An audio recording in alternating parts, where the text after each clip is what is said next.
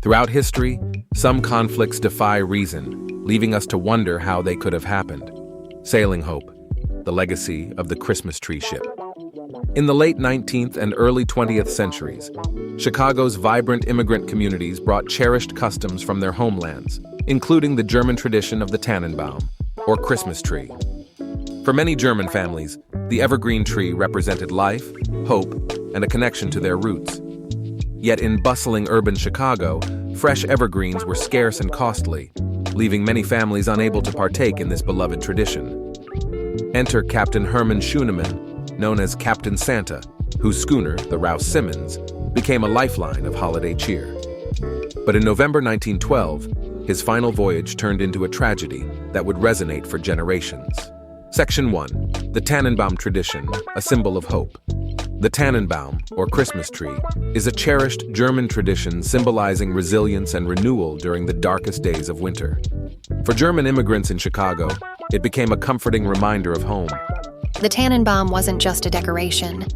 It was a piece of cultural identity, a way to bring light into the home and connect with nature and faith during challenging times. But in industrial Chicago, fresh evergreens were both scarce and expensive, leaving many working-class families unable to afford one. Recognizing this need, one man turned his schooner into a symbol of hope and holiday spirit for the city's immigrant community. Section 2. Captain Santa and his floating forest. The Christmas tree trade on Lake Michigan was pioneered in 1876 by Herman Schuenemann's older brother, August.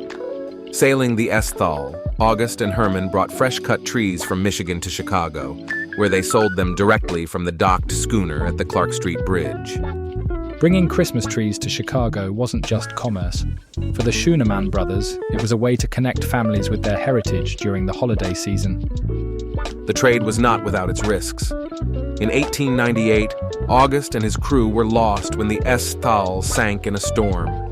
Despite the tragedy, Herman resolved to carry on the tradition. August always said these trees weren't just for selling. They were for families who might otherwise go without. That's why I have to keep going.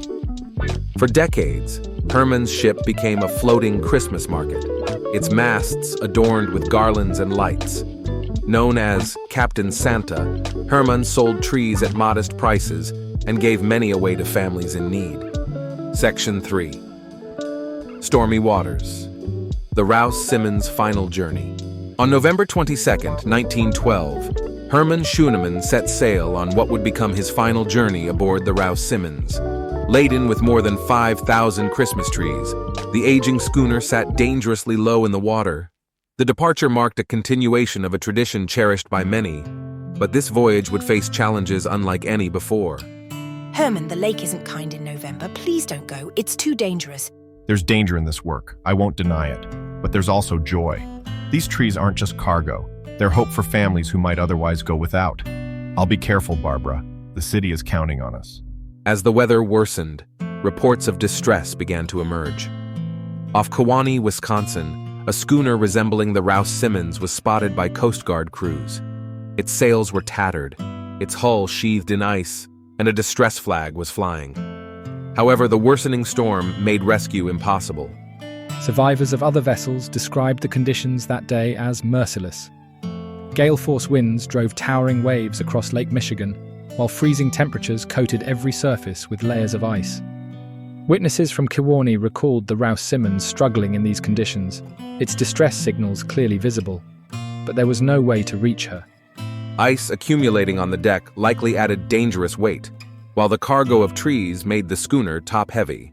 Combined with its age and structural vulnerabilities, the ship had little chance against the ferocity of the storm.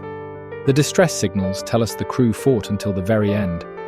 But between the relentless waves, compromised steering, and the weight of ice and cargo, the odds of survival were slim. This tragic combination of factors sealed the fate of the Rouse Simmons and her crew. Section 4. Carrying the torch. Barbara's determination. When the Rouse Simmons failed to arrive, Barbara Schuenemann clung to the hope that Herman would return. His message before departing Thompson, Michigan promised a safe journey, but as days turned into weeks, her unease grew into despair. Herman is an able sailor. If anyone can make it through a storm like this, it's him. But the lake, been so fierce this year. I'm worried. Reports trickled in of a schooner in distress near Kewanee, Wisconsin, and Christmas trees began washing ashore along the coastline. By then, Barbara knew the worst had happened. Yet, even in her grief, she resolved to honor her husband's mission. In 1913, Barbara journeyed to the forests of Michigan to personally select trees, ensuring families in Chicago would still have their Christmas celebrations. Year after year, she continued this tradition, joined by her daughters, Elsie, Hazel, and Pearl. Their collective resolve turned tragedy into a legacy of giving. Barbara's determination was extraordinary. She transformed her loss into an enduring mission that brought joy to countless families. It was a testament to her strength and commitment to her community. Conclusion: a legacy anchored in unity. The legacy of the Christmas tree ship is not the story of one person, but of a collective effort, uniting the hard work of many.